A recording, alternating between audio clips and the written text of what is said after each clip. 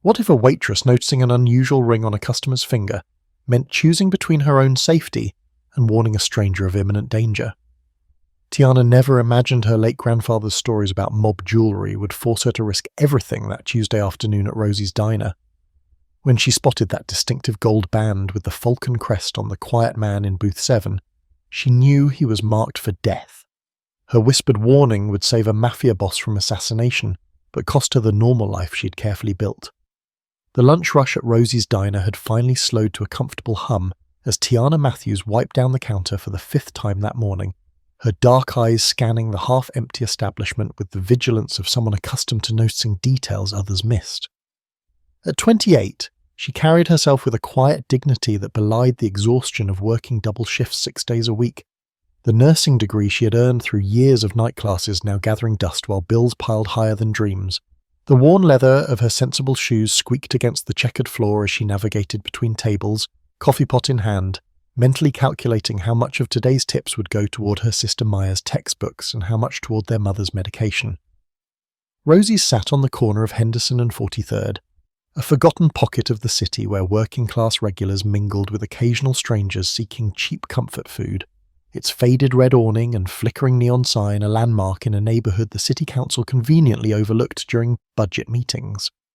The smell of coffee and grilled onions hung in the air,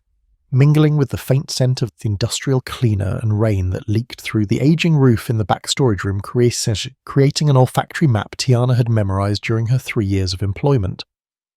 Rain battered the foggy windows in rhythmic waves, transforming the glass into a blurry barrier between the warm, yellow-lit interior and the grey world beyond, each droplet racing down the pane like tiny messengers of an approaching storm. The quiet man in booth 7 had arrived precisely at 2:17 p.m, ordering black coffee and apple pie with a voice so soft Tiana had to lean closer, noting his expensive watch and tailored suit that seemed jarringly out of place among the usual clientele of construction workers and hospital staff. It was during her 3rd coffee refill that she noticed it, the heavy gold ring adorning his right hand, its surface bearing the unmistakable engraving of a falcon, with extended talons clutching what appeared to be a small key,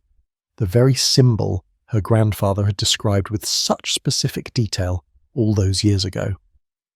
A cold weight settled in her stomach as her gaze drifted toward the 2 men by the window, their untouched plates of meatloaf and coffee cups providing thin cover for their obvious surveillance, their eyes returning to booth 7, with mechanical precision every 37 seconds by Tiana's count. The knowledge crystallized inside her like ice forming on a pond, the familiar symptoms of anxiety manifesting in quickened breath and a slight tremor in her hands as she rearranged sugar packets that needed no organizing. The isolation of the moment struck her with alarming clarity, how the ordinary scene of rain-soaked Tuesday afternoon had transformed into something dangerous and unpredictable, how the space between herself and the exit had become a calculation rather than a distance, and how the weight of recognition pressed upon her chest with each passing second, forcing a decision she never imagined making when she donned her blue uniform hours earlier. Friends, before we go further, may I ask a small favour?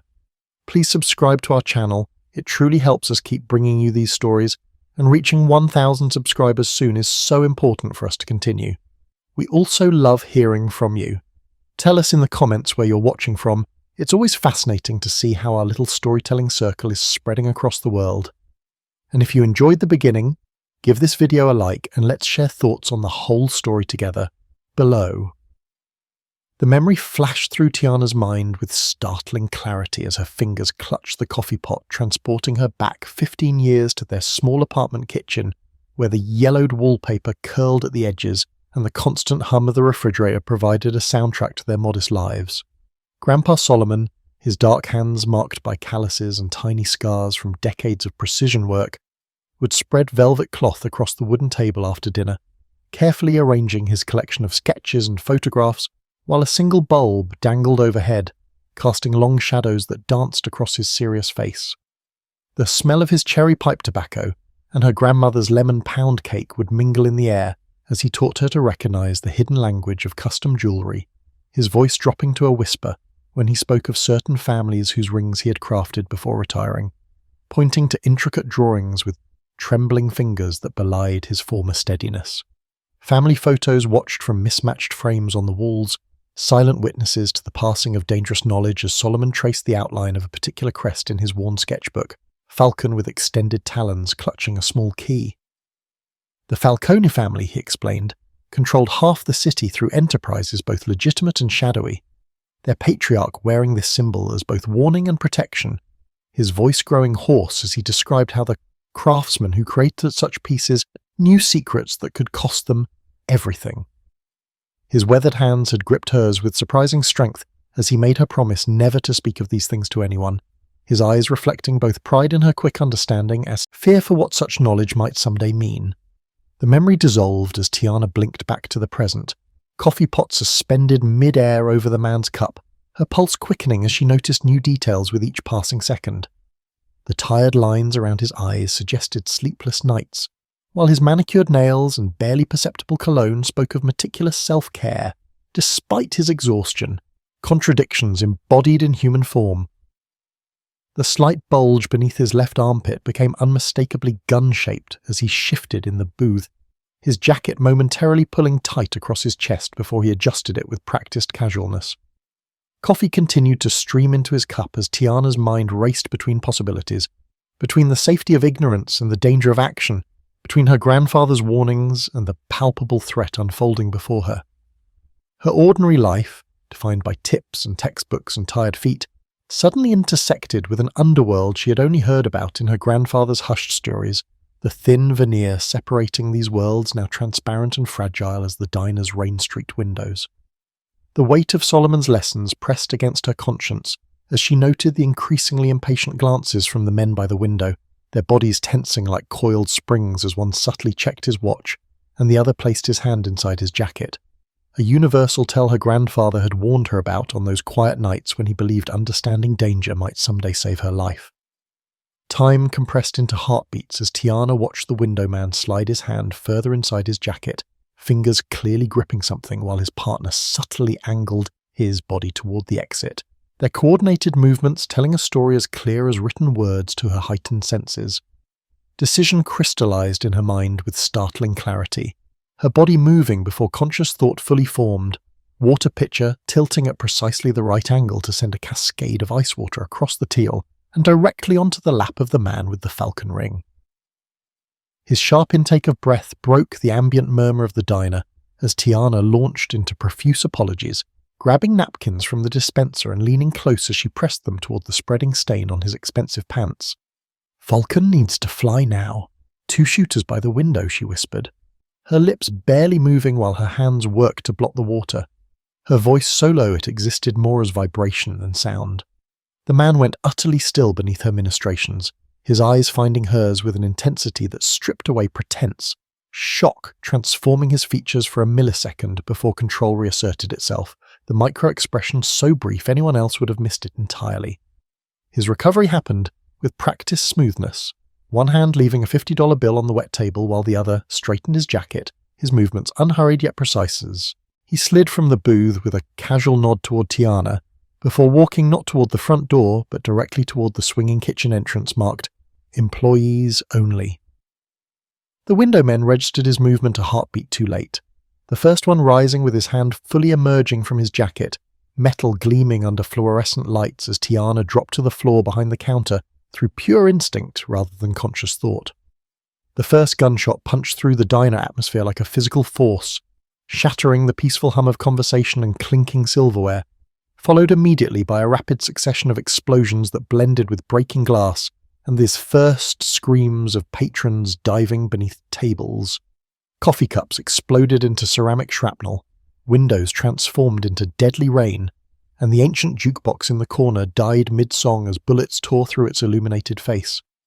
Tiana pressed herself against the sticky floor behind the counter, arms covering her head as years of imagined emergency drills from nursing school flooded back through terror-frozen synapses. Her world narrowed to heartbeat and breath, while chaos erupted in 3 dimensions around her. A strange calm descended through her panic, the certainty that whatever happened next, her life had irreversibly divided into before and after this moment,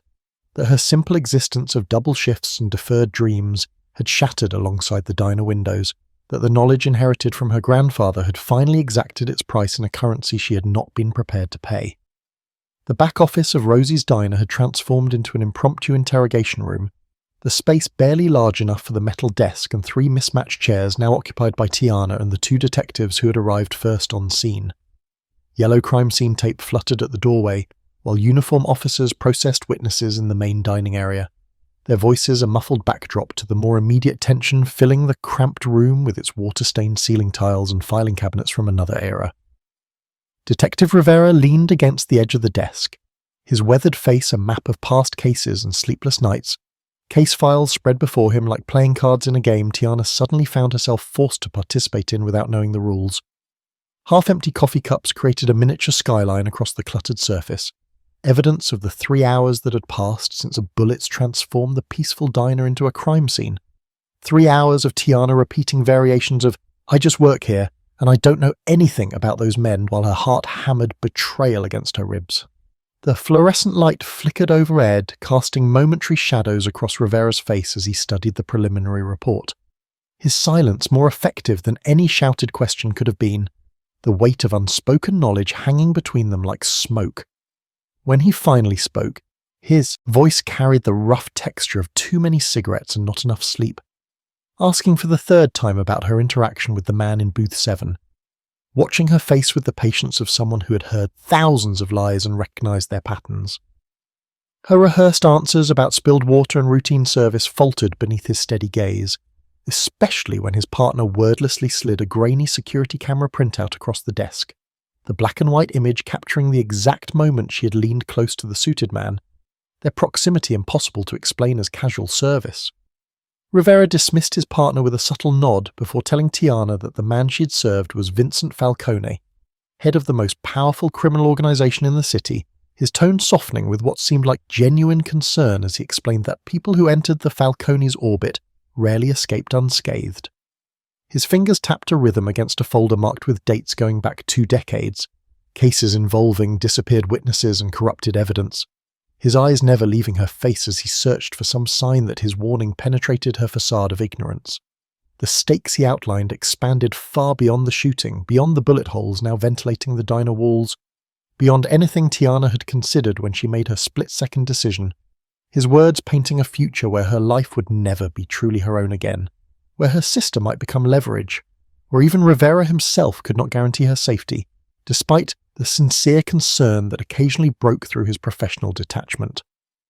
The security light above her apartment door flickered erratically as Tiana inserted her key into the lock only to feel the mechanism give way without resistance, the door swinging inward with a whisper that sent ice through her veins. Instinct screamed for her to run, but exhaustion and a strange fatalism pushed her forward into her own living room, where the table lamp cast long shadows across her modest furniture, illuminating the man who sat comfortably in her faded armchair as if he belonged there. Vincent Falcone looked smaller in the confines of her apartment than he had in the diner, yet somehow his presence expanded to fill every corner of the room, making her 800 square feet feel suddenly claustrophobic and airless.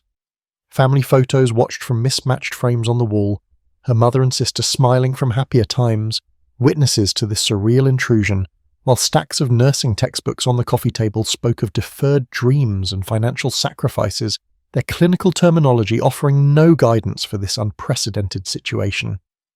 Tiana remained frozen in the doorway, one hand still gripping her keys as Falcone gestured toward her own couch, inviting her to sit in her own home with the casual authority of someone unaccustomed to refusal, his falcon ring catching the lamplight with each movement of his hand. His first words surprised her, gratitude flowing with unexpected warmth as he acknowledged that she had saved his life, his voice lacking the threatening undertone she had anticipated, replaced instead with genuine curiosity about how a diner waitress had recognized both his ring and the imminent danger.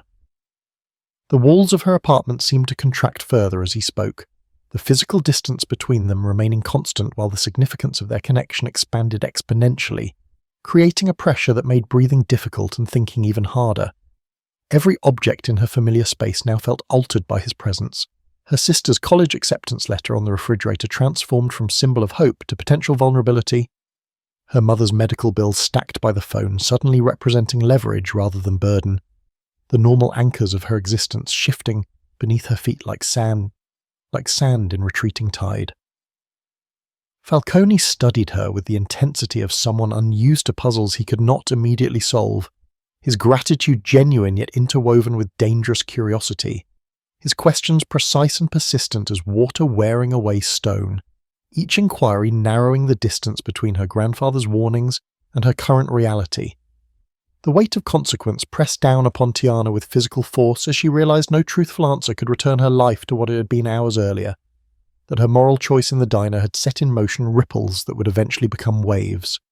that the man sitting in her apartment represented both salvation from financial struggle and entry into a world her grandfather had warned her to avoid at all costs, his presence collapsing all potential futures into a single, unavoidable path she could already feel forming beneath her feet. The rain intensified against the windows as Tiana reluctantly shared fragments of her story, each revelation feeling like surrendering a piece of armor that had protected her for years.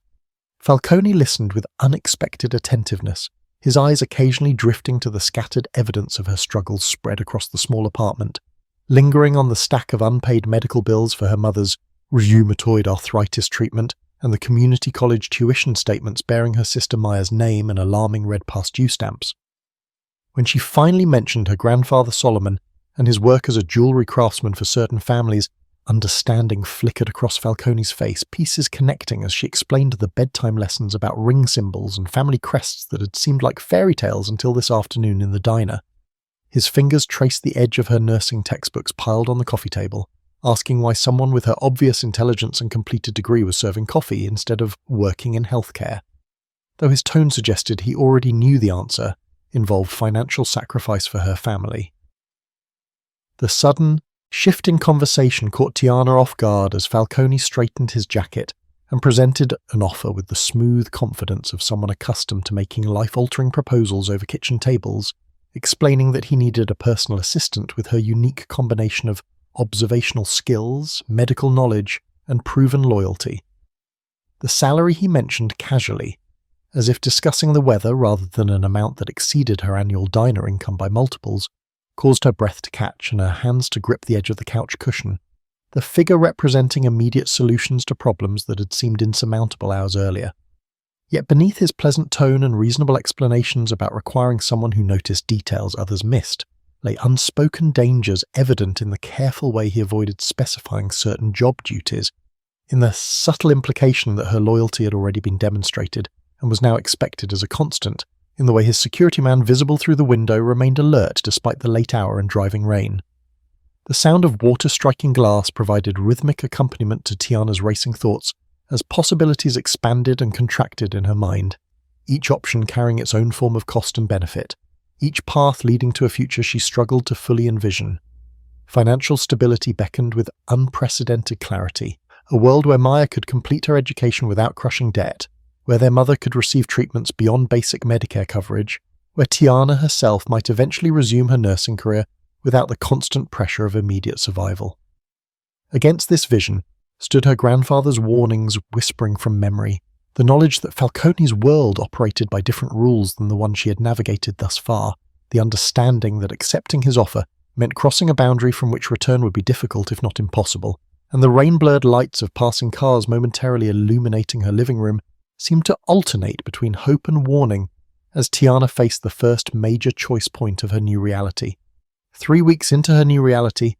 Tiana stood by the floor-to-ceiling windows of the Falcone Enterprises executive floor, 40 stories above her former life, watching rain clouds gather over the city while her reflection in the glass revealed a stranger wearing a charcoal designer suit that cost more than 6 months of her previous rent. The official nameplate on her office door read Medical Consultant to the CEO, a technically accurate description that masked her actual responsibilities of screening visitors for nervous tells and hidden intentions, analyzing security footage for behavioral anomalies, and maintaining Vincent Falcone's strict medication schedule for the condition he had yet to name, but which required precisely timed injections she administered with practiced hands. Morning sunlight streamed through glass panels to illuminate Italian marble floors that echoed with each footstep, the sound bouncing between minimalist furniture and abstract art pieces whose price tags could have funded her sister's entire education, creating an acoustic reminder of how far she had travelled from the squeaking vinyl floors of Rosie's diner. Security cards and fingerprint scanners restricted access between sections of the gleaming corporate environment, physical manifestations of the information hierarchies Tiana navigated daily,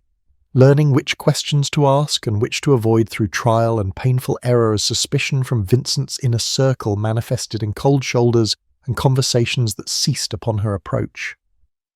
Marco Falcone, Vincent's nephew and apparent heir, made no attempt to hide his distrust, his snake-like eyes following her movements across the executive floor. His questions about her qualifications and sudden appearance growing increasingly pointed during morning briefings where Tiana sat silently taking notes while cataloguing micro-expressions around the conference table made from a single piece of redwood. The weight of her designer clothes felt like a costume she had not earned the right to wear, the Louboutin heels Vincent had insisted upon leaving blisters despite their perfect fit, physical discomfort mirroring her psychological state as she balanced between gratitude for the financial security and growing awareness of the complexities she had entered. Just yesterday, while delivering medication to Vincent's office, she had glimpsed maps and property documents spread across his desk, red markers indicating territory boundaries and recent incidents along the borders shared with properties controlled by the Vega family, names and dates suggesting a pattern of escalation in what appeared to be a generations-old dispute now approaching critical mass. The privileged view from Vincent's domain revealed a city divided by invisible lines of power and influence, her new vantage point both literal and metaphorical as she absorbed information through proximity that most people would never access. Knowledge accumulating like the storm clouds now gathering over the financial district, their dark edges promising thunder, while boardroom conversations became increasingly focused on upcoming negotiations where Vincent would meet with Carlos Vega under fragile temporary truce arrangements that required medical staff present, coincidentally creating the perfect reason for Tiana's attendance. The revelation came through an innocent phone call from Maya, bubbling with excitement about her tuition account showing a zero balance, followed by a message from their mother about receiving specialized treatments from a doctor who normally served only the wealthiest clients. Tiana spent hours confirming what she already knew before confronting Vincent in his penthouse office that evening. The space a fortress of luxury perched 50 stories above the city where floor-to-ceiling windows transformed the nighttime skyline into a personal light show of glittering buildings stretching to the horizon. Her voice trembled despite her determination to appear professional as she questioned him about the payments, his expression remaining impassive until she finished speaking. The only sound the gentle bubbling of the elaborate aquarium built into the eastern wall, where exotic fish navigated their protected ecosystem with enviable simplicity. Vincent rose from his leather chair and moved to the window wall, his reflection superimposed over the city lights as he explained that her family's financial burdens had been handled as part of her compensation package, speaking with the casual tone of someone discussing weather rather than life-changing interventions implemented without her knowledge or consent. When she pressed further, asking why he would exceed their agreement so substantially, Vincent turned from the view with unexpected vulnerability in his eyes, revealing that he had known her grandfather Solomon personally, that the old craftsman had once saved his life much as Tiana had done in the diner by warning him of danger others had missed. The connection between past and present solidified like concrete around Tiana's feet, as Vincent described her grandfather creating the very falcon ring she had recognized. How Solomon had incorporated a hidden compartment for emergency medication that had prevented Vincent's fatal anaphylactic reaction decades ago, establishing a debt Vincent claimed transcended generations. Questions tumbled from Tiana faster than Vincent could answer, years of family history reframing in her mind with each new detail, until the electronic chime of the security door interrupted their conversation, Marco striding into the room with tablet in hand and tension radiating from his rigid posture. The atmosphere transformed instantly as Marco reported another attack on their Southside distribution center, 3 men hospitalized and product valued at millions destroyed, surveillance footage confirming Carlos Vega's personal involvement for the first time in this escalating conflict. Vega's name hung in the air between them, Vincent and Marco exchanging loaded glances that communicated volumes of history Tiana could not yet decipher, while security feeds on nearby monitors showed smoke rising from a building in the industrial district. Visual evidence of boundaries being tested and crossed by a rival whose systematic targeting of Falcone operations had escalated from business disruption to actual bloodshed, transforming abstract territory disputes into immediate physical threat. The Blacktown car had just dropped Tiana at her new luxury apartment building when she noticed the unmarked police sedan idling across the street, raindrops dancing across its windshield in erratic patterns that matched her sudden heartbeat. Detective Rivera emerged from the vehicle with deliberate slowness, his weathered trench coat darkening with moisture as he crossed toward her through the downpour, red and blue lights from a distant patrol car reflecting in puddles that mirrored the city upside down and fractured. Tiana froze beneath the sleek glass awning of the building, where doormen wore uniforms nicer than anything she had owned 3 weeks earlier, her hand clutching her designer purse like a shield while Rivera approached with manila folder tucked beneath his arm, water streaming from his hat brim as he positioned himself to block her path to the entrance without appearing overtly threatening. His opening words landed like stones in still water, informing her that 3 key witnesses from the diner shooting had mysteriously recanted their statements, their sudden memory loss coinciding with unexpected financial windfalls, their faces in the photographs he produced showing the blank expressions of people who had learned that seeing nothing was far safer than seeing truth. The rain intensified around them, drumming against the glass awning overhead, while Rivera methodically displayed a series of additional photographs, each featuring well-dressed men and women in professional attire, their smiling ID badges identifying them as executive assistants to Vincent Falcone over the past decade, their employment records ending with death certificates bearing causes ranging from apparent suicide to unfortunate accidents to unsolved homicides. Rain trickled down Tiana's spine despite her shelter as Rivera detailed the suspicious timing and circumstances surrounding each death, how each assistant had gained Vincent's confidence, accessed his inner circle, and subsequently outlived their usefulness or learned information they should not possess, the pattern undeniable when presented in clinical sequence beneath the harsh security lights. Tiana's mind raced between defending Vincent and questioning everything she thought she knew about her benefactor, between the financial security he had provided her family and the possible price that security might ultimately demand, between gratitude and growing fear as Rivera finally reached the true purpose of his rain-soaked ambush. His offer came wrapped in promises of protection and immunity, the chance to become his confidential informant within the Falcone organization, providing information that could eventually free her from what he described as indentured servitude masquerading as employment, his genuine concern evident despite his tactical manipulation of her growing uncertainty. The luxury building behind her suddenly felt like a gilded cage rather than the symbol of success she had considered it hours earlier, while the rain-slicked street offered a path back to law and order that would require betraying the man who had transformed her family's circumstances, leaving Tiana suspended between worlds as Rivera pressed a burner phone into her reluctant hand, the plastic warm against her palm as he promised to contact her in exactly 1 week for her decision. The private dining room of Castellis sparkled like a small galaxy contained within 4 walls,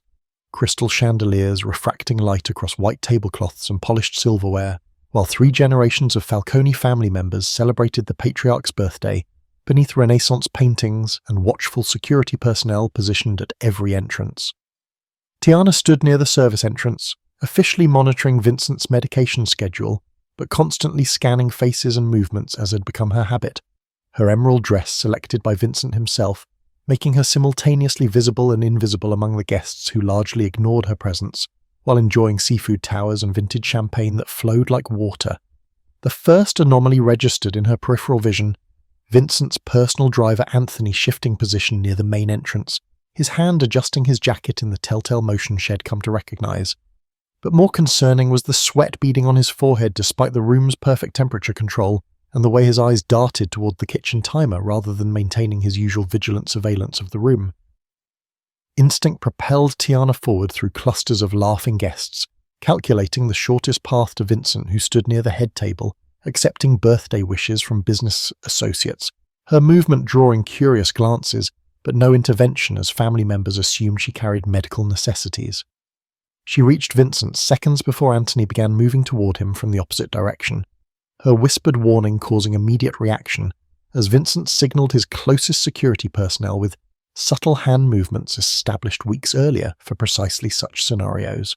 The explosion from the kitchen erupted with concussive force that Tiana felt in her chest before her ears registered the sound, the kitchen doors blasting outward as smoke billowed into the dining room, creating the perfect distraction as Anthony drew his weapon, only to find himself tackled by security alerted by Tiana's warning. Chaos descended with terrifying speed, crystal glasses shattering as tables overturned, security shouting commands that echoed against marble floors, while family members scrambled toward exits suddenly blocked by armed guards ensuring no one entered or left during the containment process. The smoke had barely begun clearing when Marco launched himself toward Tiana, his face contorted with rage as he grabbed her arm with bruising force, shouting accusations about her involvement in the setup, questioning how she conveniently noticed the driver's behavior just in time while suggesting she had orchestrated the entire incident to further ingratiate herself with his increasingly dependent uncle. Vincent intervened with surprising physical strength for a man his age, separating them with an authoritative command that silenced the entire room, his public defense of Tiana stunning the assembled family members as he credited her with saving multiple lives through her exceptional observational skills, describing her as his most trusted employee, while Marco vibrated with barely contained fury at being publicly corrected. The tableau of power dynamics shifted visibly across the room as family members recalculated Tiana's position in their mental hierarchies. Security personnel nodded respectful acknowledgement of her contribution, and Marco stared with naked hatred that promised future consequences beyond this smoke-filled moment, his whispered threat audible only to Tiana as security escorted him away, promising she would eventually slip and reveal her true motivations, that her manipulation of his uncle would ultimately fail when he exposed her as the opportunistic fraud he believed her to be. The accident occurred during what should have been a routine medication delivery to Vincent's private residence, Tiana arriving early and finding the home office door unlocked rather than secured as usual, her entry innocent as she placed the refrigerated injection on his desk per protocol. The unexpected chime of an incoming secure message on his computer screen momentarily drew her attention, the notification preview containing her grandfather's name in a context that stopped her breath, the partial sentence fragment visible before the screen darkened again, suggesting information she was never meant to see. Curiosity overrode professional boundaries as Tiana navigated to the file location visible in the notification path, her nursing hand steady despite her racing heart as she opened digital folders protected by passwords identical to the medication codes Vincent had entrusted to her care. The wood-panelled office with its leather furniture and family photographs watching from polished frames seemed to contract around her. As document after document revealed the truth in merciless detail, her grandfather Solomon characterized not as simple jewelry craftsman, but as the Falcone family's master document forger, whose certified skills had created everything from perfect passport replicas to financial instruments that had built portions of the Falcone empire through carefully orchestrated fraud spanning decades. Police reports and newspaper clippings documented Solomon's murder 30 years earlier. The official ruling of random robbery contradicted by internal Falcone intelligence, confirming Carlos Vega's father had ordered the hit after discovering Solomon's role in creating evidence that had sent 3 Vega lieutenants to prison for life, the same event her mother had shielded her from with sanitized explanations about a tragic accident. Family photos adorning the walls took on sinister significance as Tiana realized they now included surveillance images of herself from years before the diner incident, tracking her nursing school graduation and employment history, suggesting her chance encounter with Vincent had been orchestrated rather than coincidental, her entire involvement a calculated recruitment rather than the fate her grandfather had prepared her for through bedtime lessons. The most damning discovery came as the computer chimed again with encrypted operational plans detailing a coordinated attack on 5 Vega properties scheduled for the coming weekend, casualty estimates highlighting civilian buildings adjacent to the targets, the scope and timing designed specifically to eliminate Carlos Vega during his weekly visit to his mother's care facility located beside one of the primary targets. The walls seemed to close inward as the understanding crystallized with nauseating clarity. How Vincent had manipulated her family's financial vulnerability, exploited her grandfather's memory, and positioned her as unwitting participant in a vendetta masquerading as business conflict. Her presence in his organization not about recognizing her potential, but about weaponizing her connection to a past she had never fully understood. The moral weight pressed against her chest with physical force, as the implications extended beyond her personal betrayal to the innocent lives that would be lost in the crossfire of Vincent's revenge, lives she now held responsibility for through knowledge she was never meant to possess, creating an impossible choice between loyalty to her benefactor and prevention of bloodshed that would forever stain her conscience if she remained silent. The confrontation could not wait for morning, driving Tiana to the underground parking garage beneath Falcone Tower, where Vincent routinely spent late evenings reviewing financial documents, the concrete pillars creating a forest of shadows between fluorescent lights that flickered with institutional indifference. She intercepted him beside his armoured Bentley,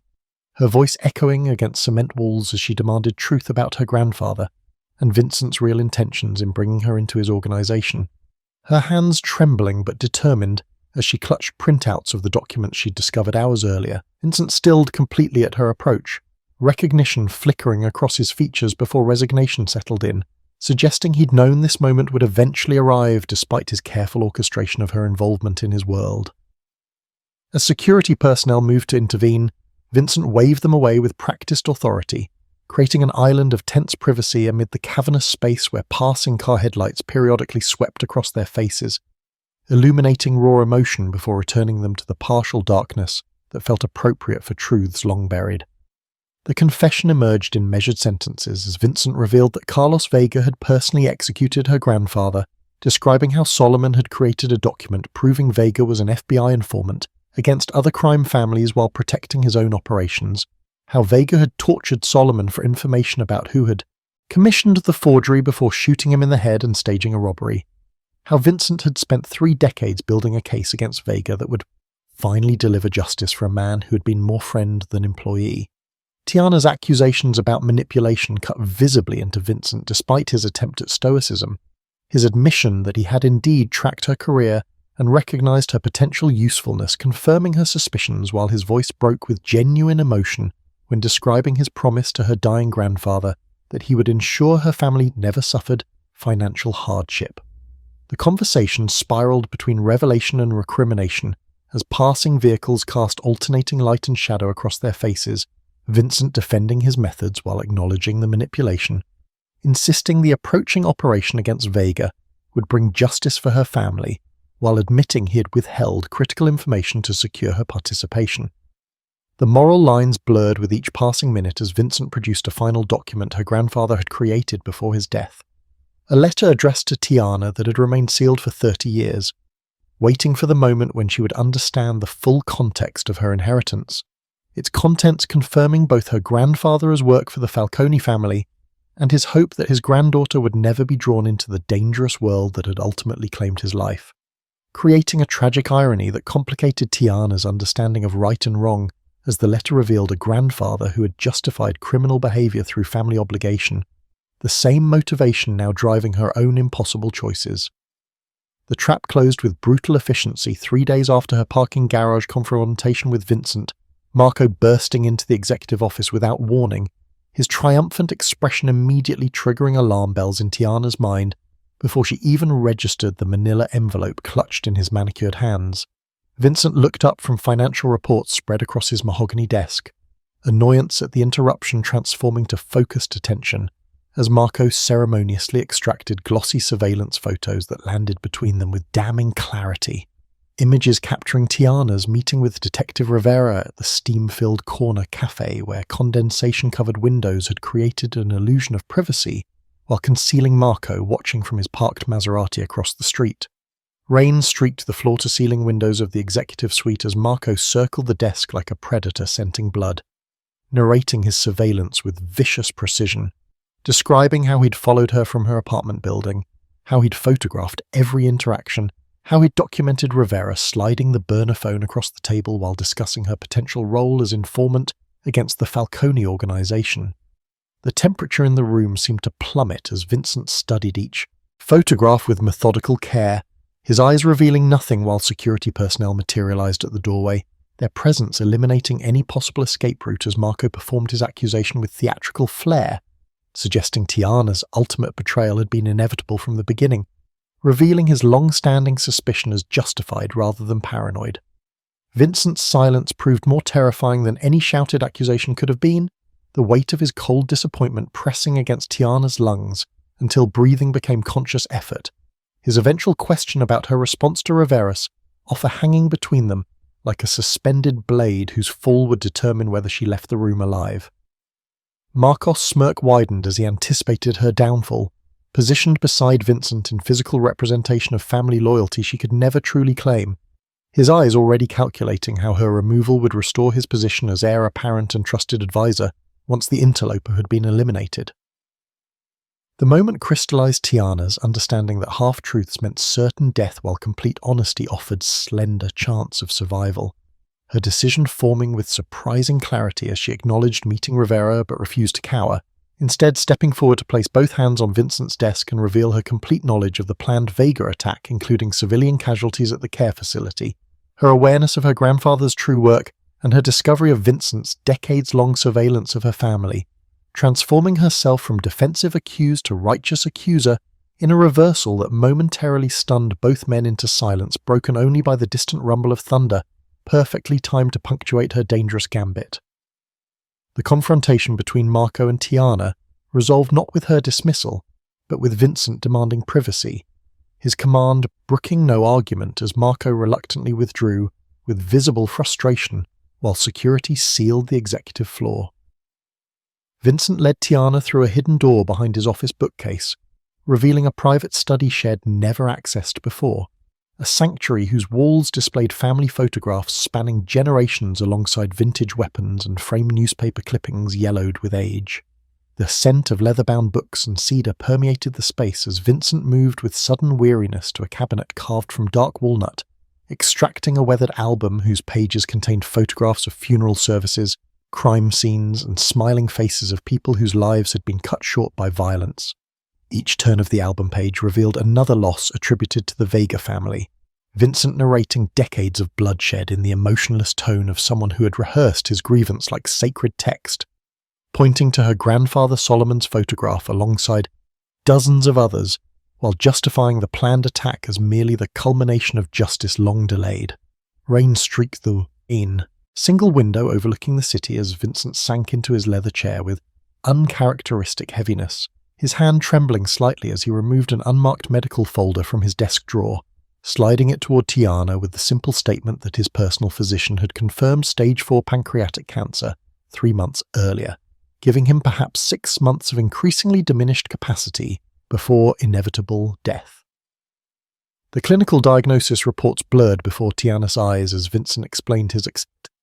accelerated timeline, how he'd spent decades building his organization while Carlos Vega had systematically murdered anyone Vincent ever cared about, how the approaching attack represented his final opportunity to end the feud before his illness rendered him incapable of protecting his family, how peace could only come through complete victory rather than compromise.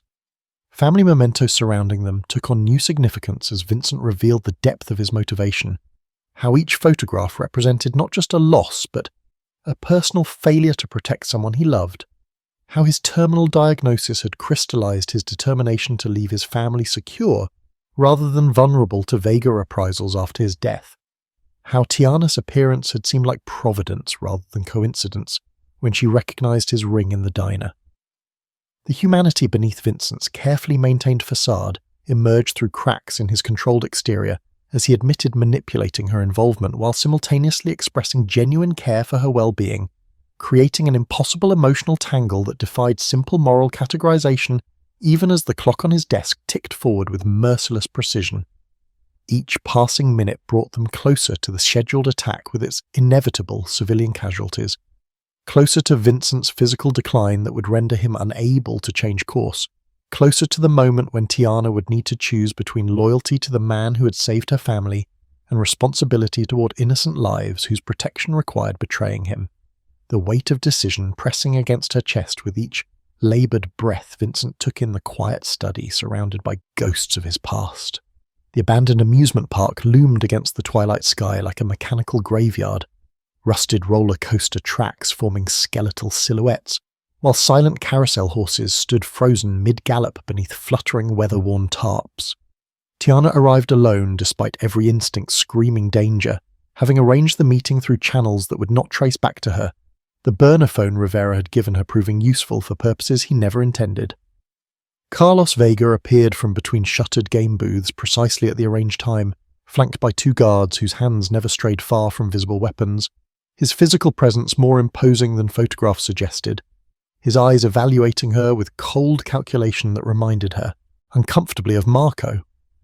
Distant thunder rolled across the sky as Tiana presented her credentials in the form of Vincent's attack plans. Detailed documents shed secretly photographed, containing operational specifics that proved her access and credibility. Watching Vegas' expression shift from suspicious hostility to focused attention as he recognized the authenticity of information that could save dozens of his people from ambush. Rain threatened, but did not fall as Tiana revealed everything, her voice growing stronger with each revelation, explaining her grandfather's true role as Falcone forger, Vincent's decades-long quest for vengeance, and most crucially, his terminal cancer diagnosis that had accelerated his timeline for eliminating his lifelong enemy. Vegas men shifted uncomfortably as their boss circled Tiana like evaluating unexploded ordnance,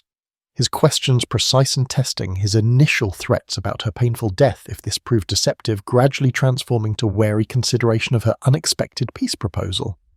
The surreal setting of dormant thrill rides and boarded concession stands created perfect backdrop for her dangerous gambit, the liminal space between operational and abandoned, reflecting her position between warring factions as she outlined her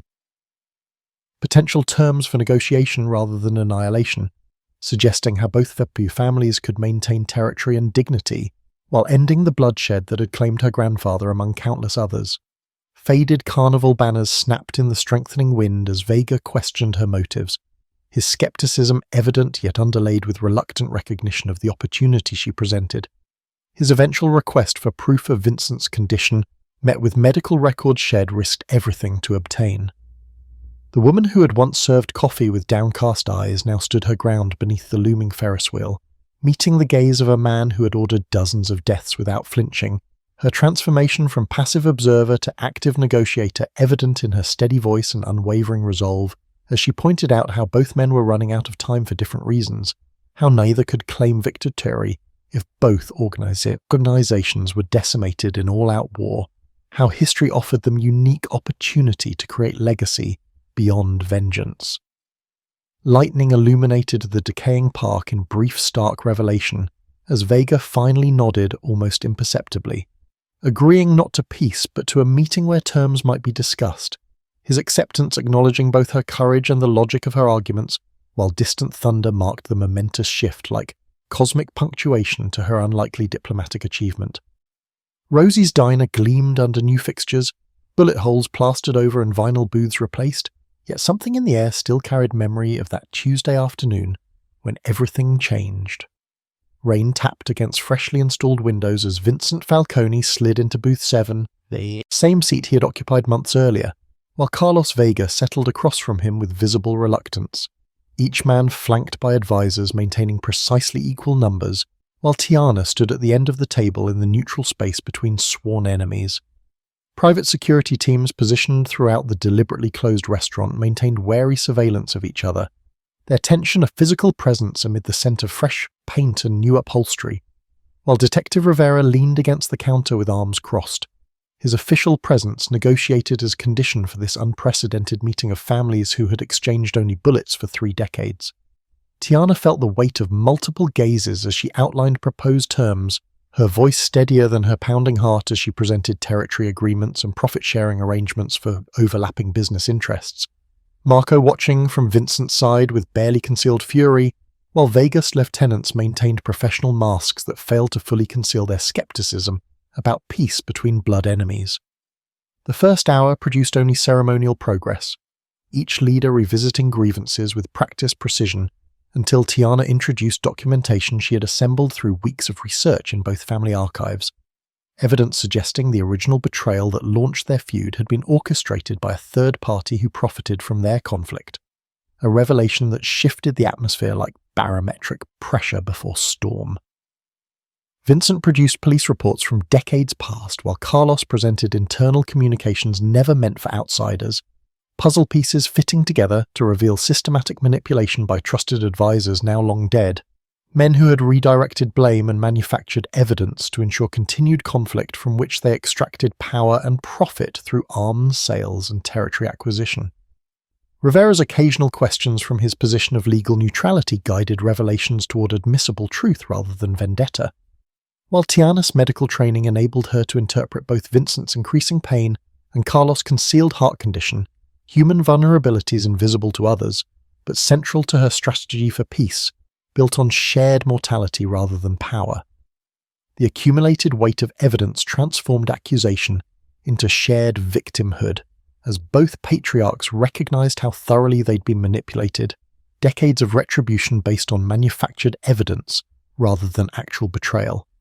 Their mutual sonnets eventually broken by Vincent acknowledging his limited remaining time and desire to leave legacy beyond bloodshed. The transformation happened so gradually yet suddenly, like watching our hand move on analog clock, invisible moment by moment until position definitively changes, culminating in the breathtaking sight of Vincent slowly removing his falcon ring and placing it on the table between them, the gesture hanging in suspended possibility until Carlos, after eternal seconds of consideration, withdrew his own family crest and set it beside its lifelong enemy, the small metallic sounds of rings meeting Formica's surface somehow louder than gunshots that had started everything in this same space months earlier. Morning sunlight streamed through the large windows of Hope Community Clinic, transforming the freshly painted walls into canvases of possibility where children crayon drawings hung in cheerful frames alongside medical diplomas and certification documents. Tiana adjusted the blood pressure cuff around the arm of Mrs. Rodriguez, the elderly woman chattering about her grandchildren, while medical equipment hummed reassuringly in the background, the scene of ordinary healthcare playing out in a neighborhood that had never before had access to quality medical services without bus transfers and hours in crowded waiting rooms. The front reception area bustled with activity as Maya, now graduated and serving as office manager, checked in patients from all walks of life, their insurance status irrelevant thanks to the unusual partnership funding, displayed discreetly on a brass plaque, reading established through the generous support of the Falcone and Vega Foundations, the diplomatic wording, concealing the unprecedented cooperation between former enemies who had transformed blood feud into community investment. Tiana had just finished documenting Mrs. Rodriguez's improved hypertension readings when the front door chimed, Vincent Falcone's security team performing their usual sweep before the man himself entered, his once imposing frame now noticeably diminished by 6 months of aggressive cancer treatments that had extended his prognosis without promising cure, his designer suit hanging slightly loose on his shoulders, yet his eyes clearer than Tiana had ever seen them. Their weekly treatment sessions had evolved beyond mere medical necessity into opportunities for Vincent to mentor Tiana in navigating the complex requirements of running an organization dependent on powerful benefactors while maintaining ethical independence, his business acumen complementing her healthcare expertise in ways neither could have predicted during that first rain-soaked encounter at the diner. Vincent settled into the private treatment room where Tiana prepared his medication. His casual mention of Marcos' permanent removal from family operations landing with deceptive lightness, despite its seismic implications. Security footage having captured her former nemesis meeting with disgruntled elements seeking to reignite the conflict against explicit peace agreements. His exile to distant family property in Sicily, both punishment and protection from more permanent consequences his actions might have otherwise triggered.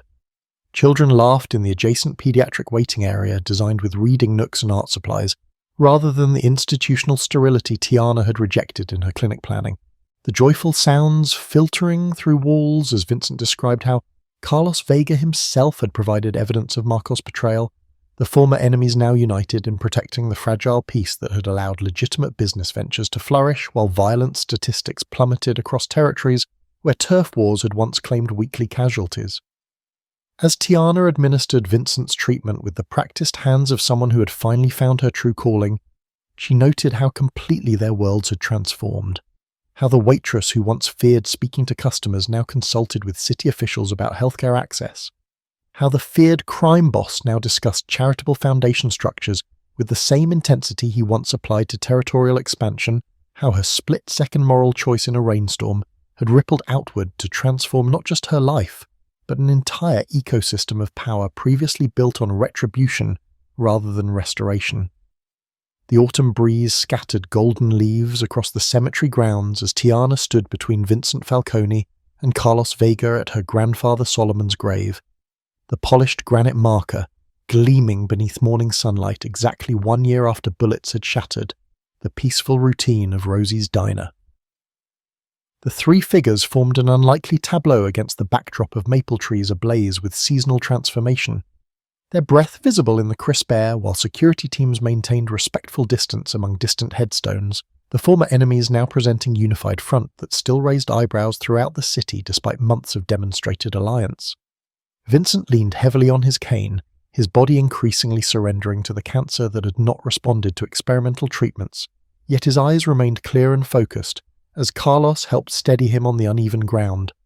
their physical cooperation mirroring the business partnerships that had redirected former criminal enterprises toward legitimate ventures benefiting communities long caught in crossfire. Tiana placed fresh flowers beside the headstone, whispering silent update to her grandfather about the medical clinic now serving hundreds of patients monthly, about Maya graduating with honors, and their mother receiving treatments previously available only to the wealthy, about how his lessons in observation had ultimately saved lives, rather than serving criminal enterprise as he might have feared. The three stood in contemplative silence, broken only by rustling leaves and distant church bells, until Vincent extracted a small velvet box from his coat pocket, his weathered hands presenting it to Tiana with formal gravity that transformed the cemetery into ceremonial space. Inside nestled a custom-designed ring bearing unprecedented combined insignia, the Falcone falcon and Vegas serpent intertwined in precious metal crafted by artisans from both families. The impossible alliance forged in literal form as Vincent explained its significance as symbol of her unique position bridging worlds previously separated by bloodshed. Carlos nodded approval as Vincent described how Solomon would have appreciated the craftsmanship and symbolism, how the ring represented not just alliance between families but recognition that courage from unexpected sources could heal wounds festering for generations, how Tiana's seemingly small action of warning a stranger had rippled outwards to transform power structures affecting thousands of lives across the city. As Tiana slipped the ring onto her finger, feeling its unfamiliar weight alongside the stethoscope she now used daily, she reflected on the extraordinary journey from frightened waitress to confident mediator, how purpose had found her through the very danger that once terrified her, how her life had expanded beyond imagination through choosing moral courage over safe stumblers. Golden leaves continued falling around them like a nature blessing their unlikely communion, three people from vastly different worlds united by shared recognition that forgiveness offered stronger legacy than vengeance, that endings could transform into beginnings when courage overcame fear, and that ordinary people making extraordinary choices could redirect rivers of history previously thought unchangeable.